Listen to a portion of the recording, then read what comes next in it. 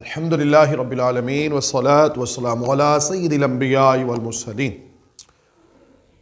اما بعد فاعوذ باللہ من الشیطان الرجیم بسم اللہ الرحمن الرحیم الصلاة والسلام علیک یا رسول اللہ وعلی آلک واصحابک یا سیدی یا حبیب اللہ الصلاة والسلام علیک یا خاتم النبیین وعلی آلک واصحابک یا سیدی یا خاتم المعصومین۔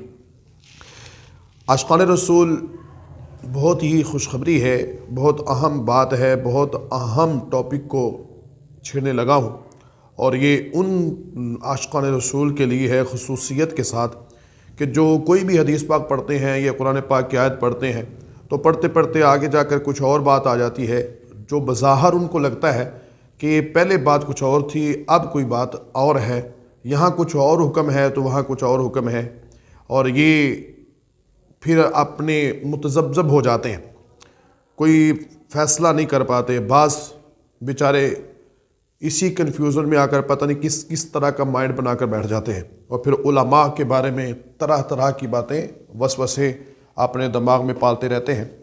تو یہ یاد رکھیے گا، قرآن کریم فرقان حمید کے اندر بہت ساری آیات ایسی ہیں کہ جو آپس میں بظاہر جن کا تعارض محسوس ہوتا ہے، اور اسی طرح جس طرح قرآن پاک فرقان حمید کی آیات بینات کے اندر تضاد بظاہر نظر آتا ہے، ایسے ہی احادیث مصطفیٰ صلی اللہ تعالیٰ علیہ وآلہ وسلم کے اندر بھی بظاہر تضاد نظر آتا ہے۔ اب جب کوئی اس طرح پڑھے گا جیسے میں نے پہلے بات کی تو پھر وہ متذبذب ہو جاتا ہے، کنفیوز ہو جاتا ہے، اور پھر وہ کوئی نتیجہ اخذ نہیں کر پاتا۔ تو اسی سلسلہ میں میں نے یہ کاوش کی ہے کہ عاشقان رسول تک آگاہی پہنچائی جائے کہ یہ جو چھوٹے موٹا اختلاف ہو جاتا ہے اس سے کیسے نکلا جا سکتا ہے، اس کے متعلق کیسے علم سیکھ کر ہم اپنے ذہن کو سکون اور اطمینان پہنچا سکتے ہیں۔ تو یہ یاد رکھیے گا، جہاں کہیں بھی یہ چیزیں ہوتی ہیں اختلاف پیدا ہوتا ہے، دو آیات میں ہو یا دو احادیث مبارکہ میں ہو یا ایک آیت اور ایک حدیث پاک میں ہو، تو اس تعارض کو، اس تضاد کو جو بظاہر نظر آ رہا ہوتا ہے اس کو دور کرنے کے لیے چند اصول ہیں۔ جب ہم ان اصولوں پر دسترس حاصل کریں گے، ان کو یاد رکھ لیں گے، تو انشاءاللہ اللہ کے فضل و کرم سے ہم یہ متذبذب ہونے کا شکار جو ہے اس سے محفوظ رہیں گے۔ تو آئیے میں عرض کرتا ہوں، سب سے پہلا تو یہ ہے کہ جب نفی اور ثبوت کی احادیث میں تعارض پیدا ہو جائے تو تعارض کے وقت ترجیح ثبوت کو ہوتی ہے۔ یعنی دو حدیثیں آپ کے سامنے، اور ایک حدیث میں ایک بات جو ہے وہ اس کی نفی کی جا رہی ہے، اور دوسری حدیث پاک میں اس کو ثابت کیا جا رہا ہے۔ ایک حدیث میں جس کو ریجیکٹ کیا جا رہا ہے یا جس کی نفی کی جا رہی ہے، دوسری حدیث میں اسی چیز کو کیا کر رہے ہیں، ثابت کر رہے ہیں۔ اب ایک بندہ جب دونوں حدیثیں پڑھے گا ایک ہی بات کے متعلق تو وہ ظاہر ہے کہ وہ کہے گا دیکھو اس میں تو اختلاف ہو گیا، آپ کون سی حدیث کو مانیں اور کون سی حدیث کو چھوڑیں۔ تو جب کہ ایسی جگہ ہوگی کہ دونوں حدیثیں ہی سچی ہوں گی، دونوں حدیثوں پر عمل کیا جا رہا ہوگا، جبکہ ایک چیز کے متعلق دو حدیثیں ہیں، ایک حدیث میں یہ کہا گیا کہ اس کو نفی کی گئی اس کی، اور دوسری حدیث پاک میں اس کو ثابت کیا گیا ہے۔ تو جب ایسی سچویشن ہوگی، جب ایسی صورتحال ہوگی تو پھر جو ہے جو ثبوت والی ہوگی نا، ثبوت والی یعنی جس حدیث پاک میں ثابت کیا گیا ہے پھر اس پر عمل ہوگا، اور جس میں نفی کی گیا ہے پھر اس حدیث پاک کو چھوڑ دیا جاتا ہے۔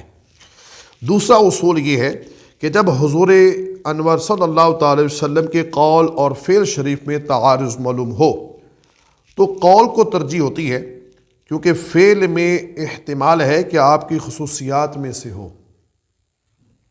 یعنی ایک بات ایسی ہے کہ سرکار صلی اللہ تعالی وسلم نے اس کے کرنے کا حکم دیا یا نہ کرنے کا حکم دیا، اور جس کام کے کرنے یا نہ کرنے کا حکم دیا ہے وہی کام آپ صلی اللہ تعالی علیہ وسلم نے کیا بھی ہے۔ عمل بھی کیا ہے۔ فعل کہتے ہیں کام کو، قول کہتے ہیں بات کو، ٹھیک ہے۔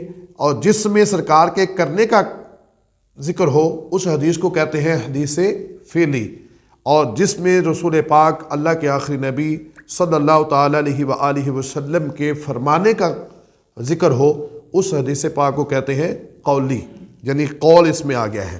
تو جب ایسی صورتحال ہوگی تو پھر نبی کریم صلی اللہ تعالیٰ علیہ وآلہ وسلم کے جو قول مبارک والی حدیث پاک ہوگی اس کو ترجیح ہوگی، یعنی اس پر عمل ہوگا، اور فعل والی حدیث پاک کو ترک کر دیا جائے گا، پھر اس پر عمل نہیں کریں گے۔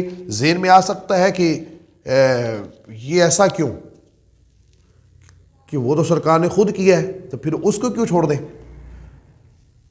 اس کو کیوں چھوڑ دیں؟ تو پھر اس کا جواب یہ ہوتا ہے کہ اس لیے کہ فعل کے اندر یہ احتمال باقی ہے کہ ہو سکتا ہے کہ جو کام رسول پاک صلی اللہ تعالی وسلم خود کر رہے ہیں ہو سکتا ہے وہ سرکار کے ساتھ خاص ہو۔ اس کی ایک موٹی سی مثال ہے تہجد کی نماز۔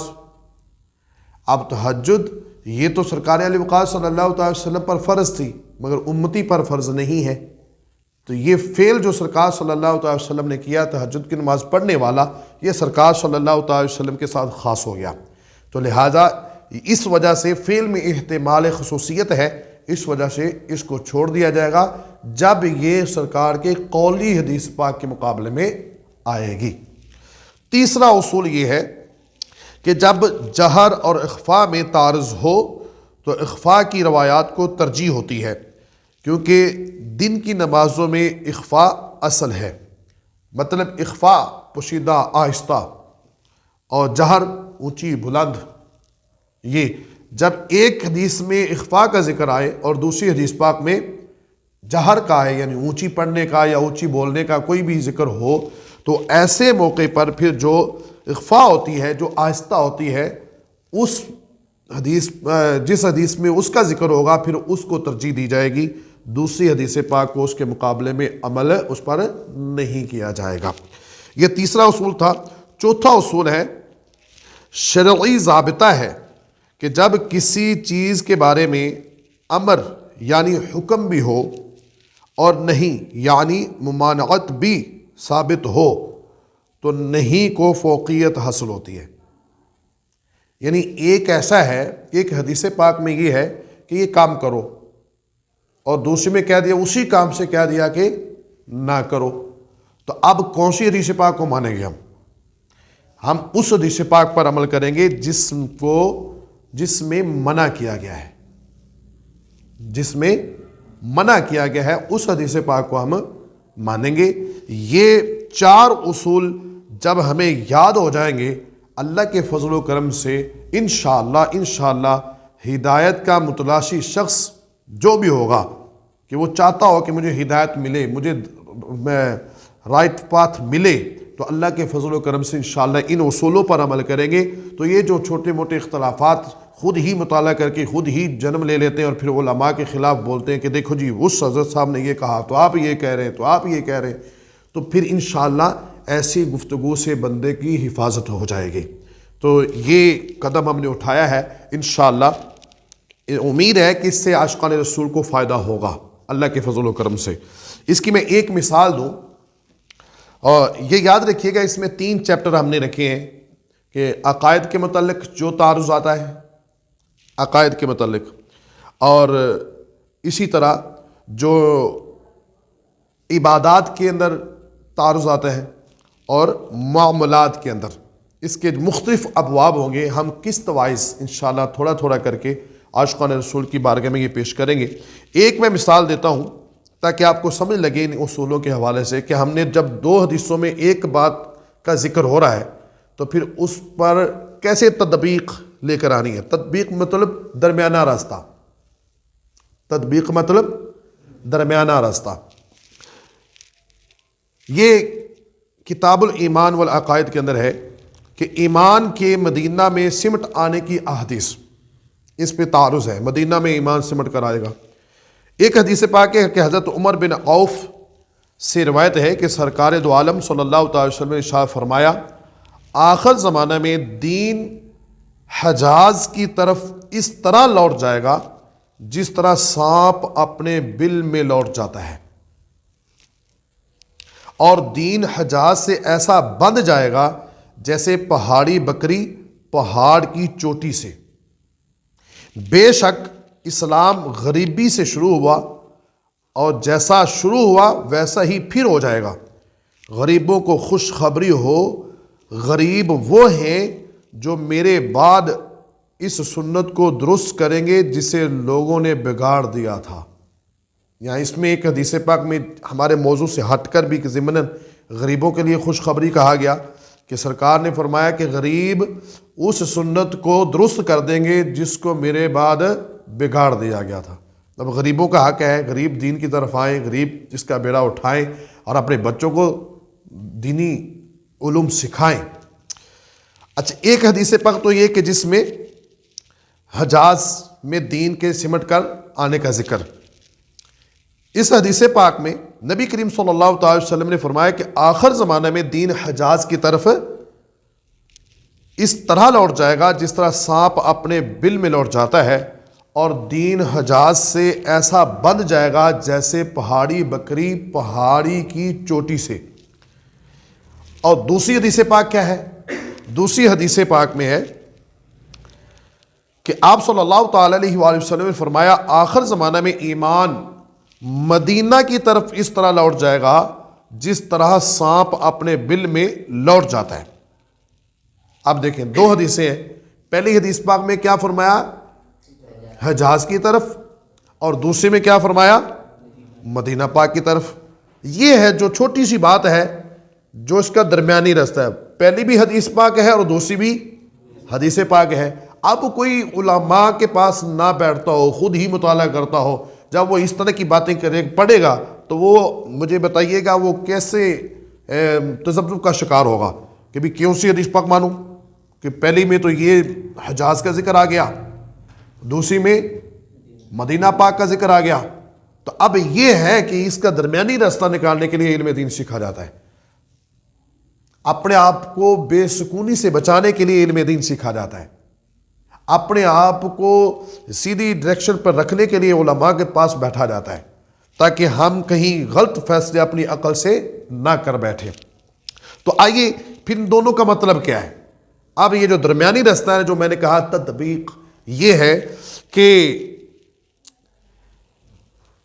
وہ یہ ہے کہ فقہاء نے اس کی تطبیق اس طرح بیان فرمائی ہے کہ ابتدا میں مسلمان حجاز مقدس میں پناہ لیں گے، شروع میں حجاز مقدس میں پناہ لیں گے،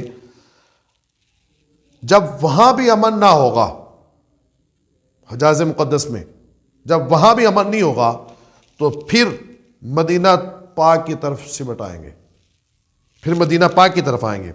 لہذا جس حدیث پاک میں حجاز مقدس کا ذکر ہے کہ ایمان ادھر سمٹ آئے گا، اس سے مراد ہے پہلی پناہ، اس سے مراد کیا ہے؟ پہلی پناہ جو لینی ہے وہ۔